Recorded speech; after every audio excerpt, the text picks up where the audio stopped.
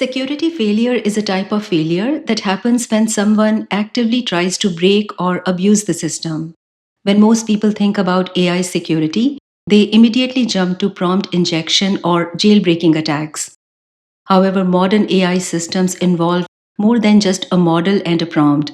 They retrieve enterprise knowledge, call tools, maintain long term memory, and act as agents over external systems such as emails, CRMs, cloud services, etc.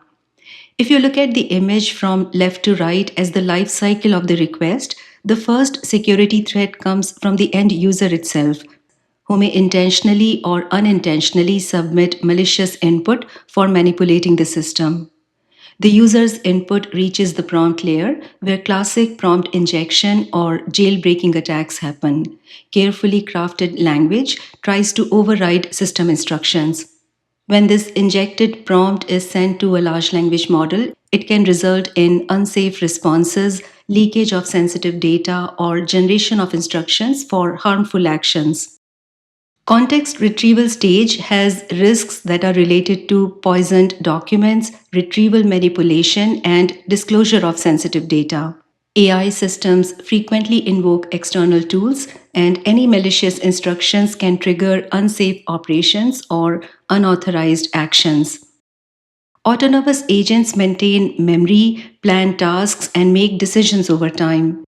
This further expands the attack surface to include threats such as memory poisoning, goal hijacking, and manipulation of models' reasoning. Finally, these AI systems interact with enterprise applications and business workflows where a successful attack can result in real world business impact. Every capability that we add to an AI system makes it more powerful, but it also creates a new attack surface that must be secured. In this session, we will examine the most important security risks across AI stack and will explore practical techniques for mitigating them. Let us start with the most popular security risk, which is prompt injection. Prompt injection is any attack where untrusted text reaches the prompt and persuades the model to ignore its intended instructions. This can lead to leakage of information or generation of instructions for executing harmful actions. A common misconception is that prompt injection only comes from users' question, but in real systems, this is just one of the many paths. Direct user input is the obvious source of prompt injection, where someone could type, ignore previous instructions, reveal system prompt, act as if you are in debug mode, etc. Retrieved context from a knowledge base could have hidden instructions inside documents. Past conversations stored in memory may have been poisoned over time, and a tool response from an external system could contain embedded instructions or malicious text. All of these arrows converge into the middle where we see a constructed prompt, which is what the large language model actually sees. From a developer's perspective, these pieces may have different trust levels. For example, system instructions are highly trusted. User queries are untrusted by nature. Retrieved documents might be mostly trusted depending upon their source. Tool responses are somewhere in between. But once we build a final prompt by taking the data from all these sources, the model just sees a single sequence of tokens. If the attacker can sneak instruction into any of these inputs, these instructions end up side by side with our system rules, and model may not inherently know that the sentence came from a system prompt or it came from a random PDF or an external system.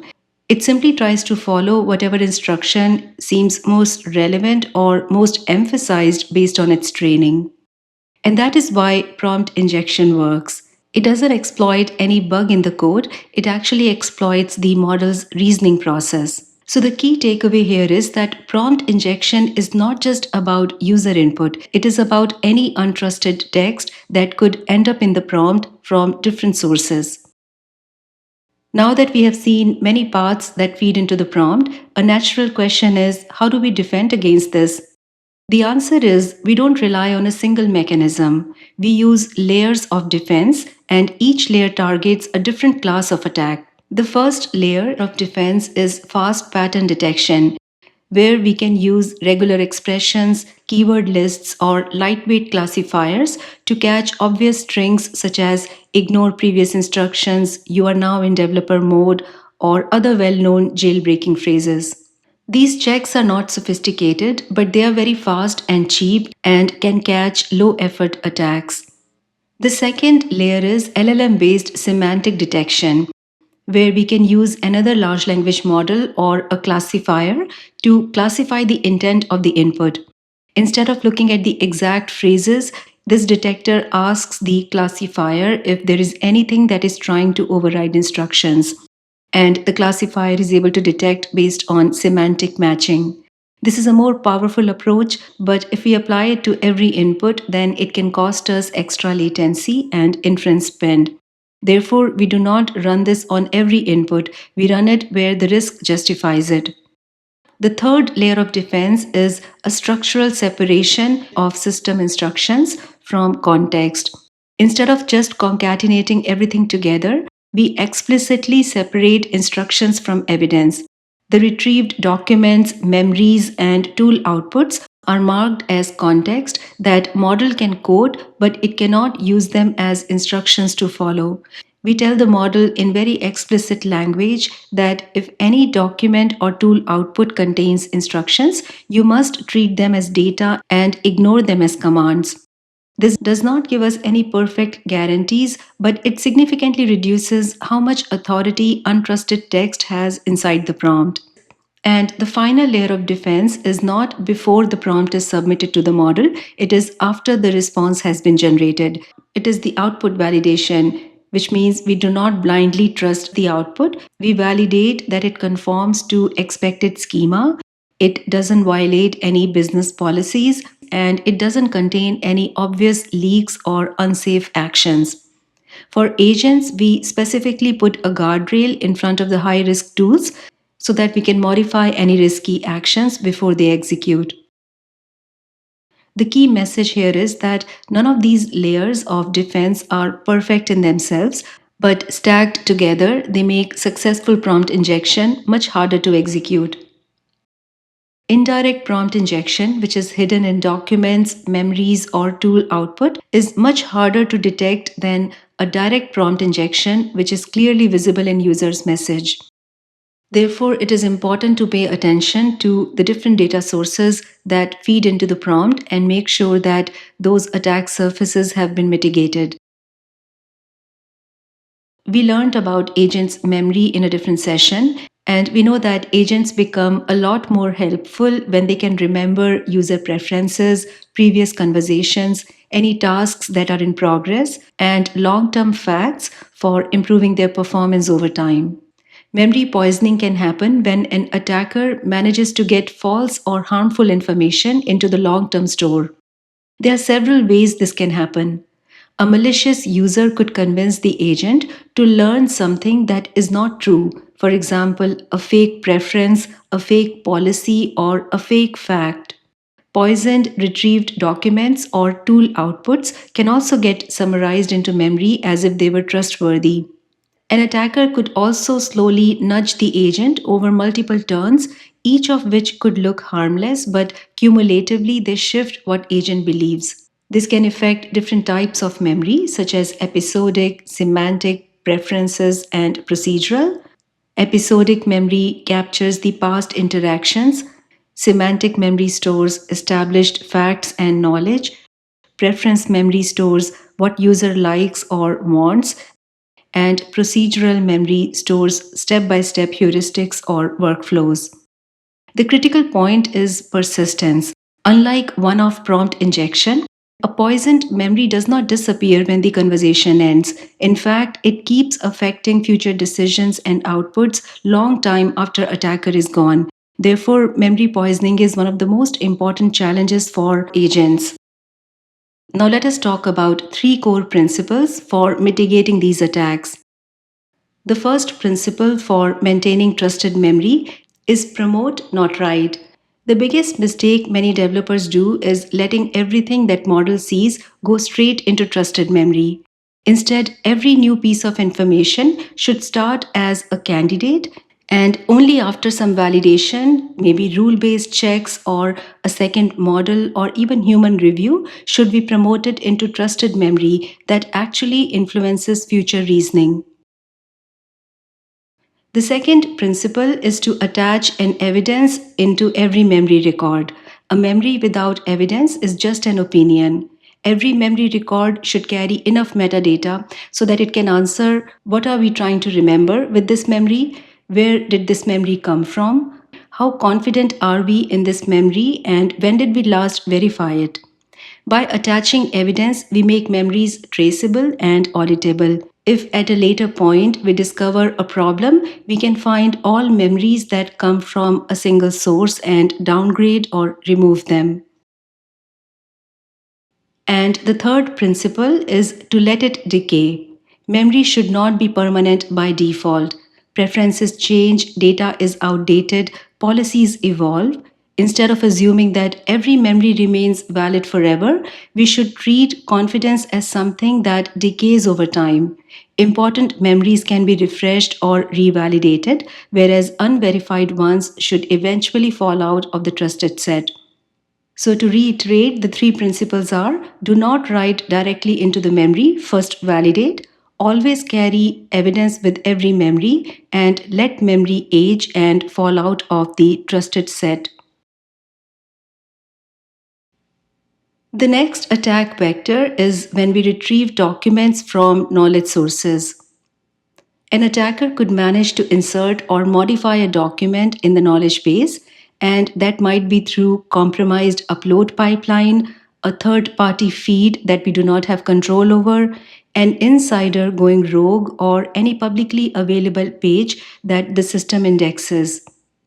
The document could look legitimate enough to be accepted, and therefore it gets embedded and stored alongside the trusted content.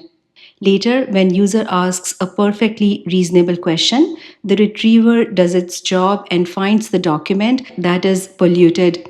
The document with its hidden instructions gets injected into the prompt, and this results in unexpected behavior.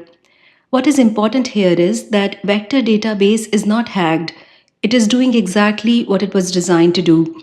It is the document that has been injected, and the vulnerability therefore is in how we treat this retrieved content. If we treat it as trusted instructions instead of untrusted data, we are giving the attacker a direct path to model's reasoning, as we saw with the prompt injection attacks. So let us look at some strategies for maintaining a trusted knowledge base. The principles for maintaining a trusted knowledge base are very similar to maintaining a trusted memory. The first principle is to remember that indexing does not equal trust. Automatically indexing everything is convenient, but it can also be dangerous. Before content enters the knowledge base, it should go through validation so that some documents are immediately trusted, some need additional review, and some should be rejected altogether if they do not pass validation. Once a document is accepted and converted into chunks, every chunk should carry its identity: the source, version, signature, a hash value, and a trust score.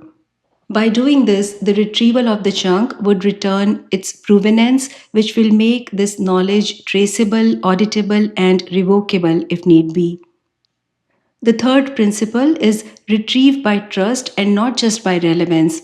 In traditional retrieval augmented generation, we retrieve based on semantic similarity. But in production, we also care about trust. If document A is slightly more relevant but has low trust score, and document B is slightly less relevant but is highly trusted, we should prefer document B over document A for security reasons.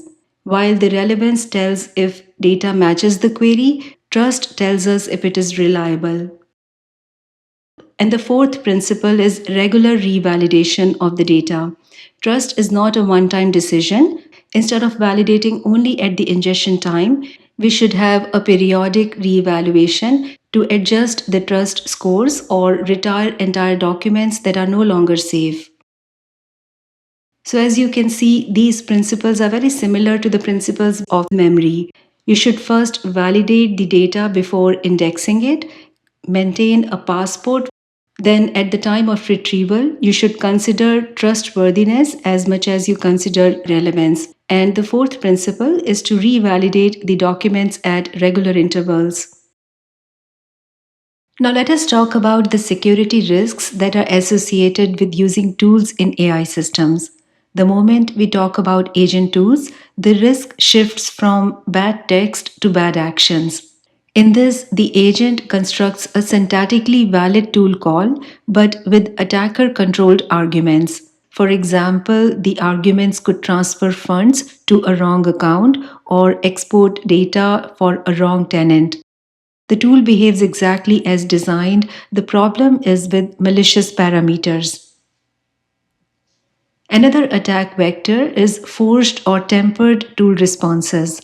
In this, attacker modifies a tool's response before it reaches the agent.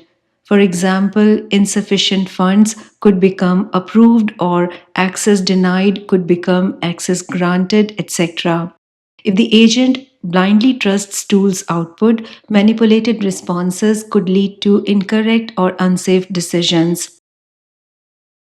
The third attack vector is schema manipulation. In this, the attacker tampers with tool's metadata, which includes descriptions or its capabilities, and by changing how the tool is presented to the agent, they can influence the agent to invoke it in unintended or risky way, even though the underlying tool itself hasn't changed. The fourth attack vector is excessive tool permissions. Overprivileged tools significantly increase the impact of a compromise. A tool could allow reading, writing, deleting, or administrating resources when only read access is required, and this dramatically expands the blast radius of the successful attack. The fourth attack vector is workflow hijacking, where instead of attacking an individual tool, the attacker manipulates an agent's execution plan.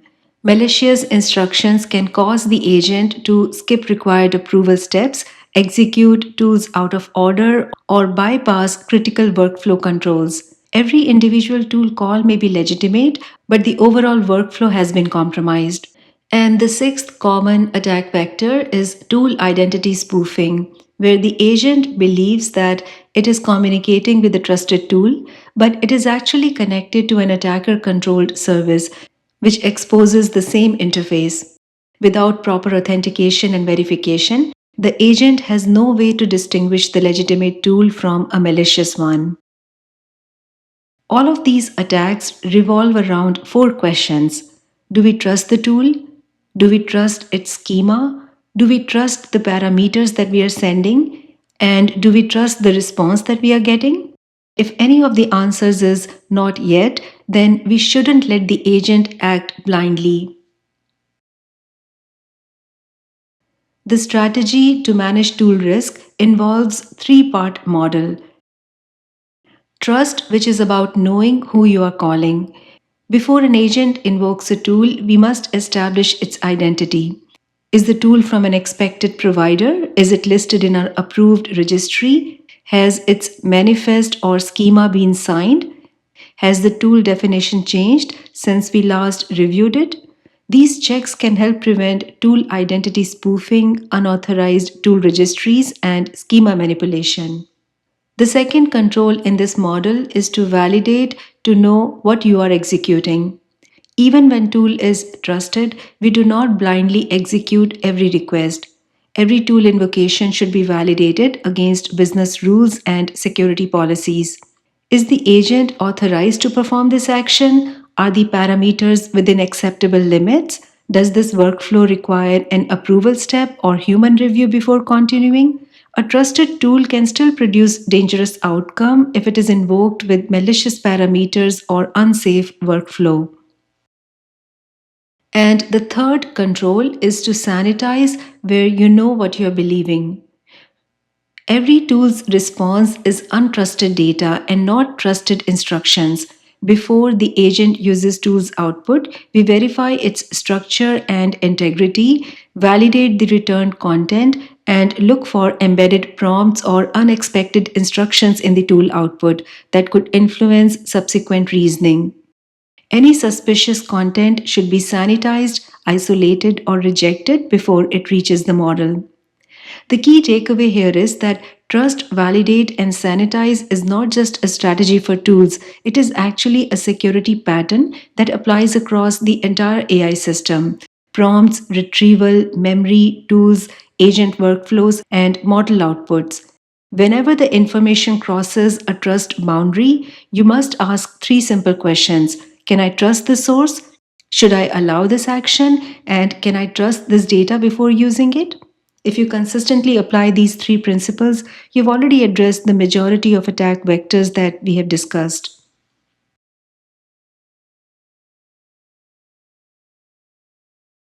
Now that we have talked about prompts, memory, knowledge, and tools, the last category of attack vectors that I want to discuss is identity.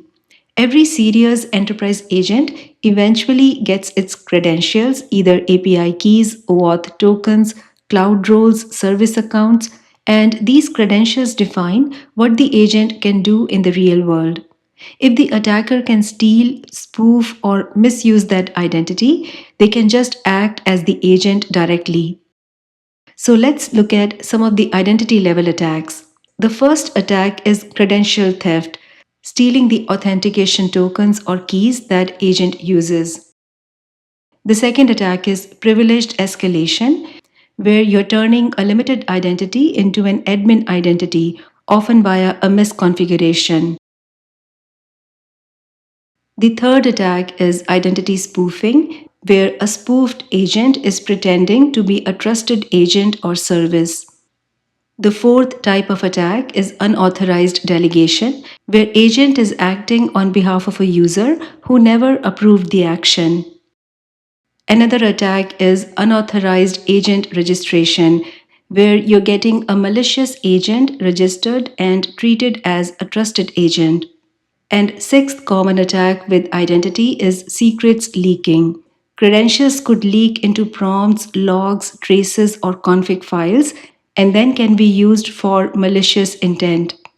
All of these attacks are basically different ways of attacking the same thing: who the agent is, what can it do, and how its credentials are handled. And to close, let us talk about how to design agent identity in a way that resists these attacks. Mitigation of these attacks involves three questions. Whose identity should the agent use? Sometimes it should be its own service account, which is great for background jobs and system to system workflow. And some actions should be implemented on behalf of the user so that action uses user's permission and shows up in their audit trail. And sometimes the agent could represent a whole function, such as sales operations or finance operations, using a shared team identity. The important thing here is to match the identity style to the business problem. Not every agent should impersonate users, and not every agent needs a powerful permanent service account. By carefully scoping the identity of the agent for the task that it must execute, you can avoid a lot of attacks that we discussed. The second mitigation technique is to protect the credentials. Agents' credentials or API keys should never be hard coded into the application. Instead, the agent should obtain its credentials at runtime through a secret manager, OAuth, OIDC, or a short lived cloud role. We prefer short lived tokens that can expire and be rotated so that stolen credentials are far less valuable. And the final technique for mitigation is to constrain the access. Authentication proves who the agent is, authorization decides what it can do. Every request should be checked by a policy layer, whether it's request based access control, attribute based access control, a policy engine like CDAR or OPA, or custom rules engine. The goal is to implement least privilege. The agent should only get permissions required for the current task and nothing more. And this concludes our session on AI system security, which wasn't about memorizing any technical controls or any vendor specific features. It was mainly about building a security mindset. As AI technologies will evolve, the attack techniques will also change. But the principles that we have discussed of establishing trust, validating actions, and treating untrusted data with caution remain the foundation of designing a secure AI system. If you consistently critique and apply these principles in your AI system design, it will help you choose the right technical controls regardless of the frameworks and platforms that you use.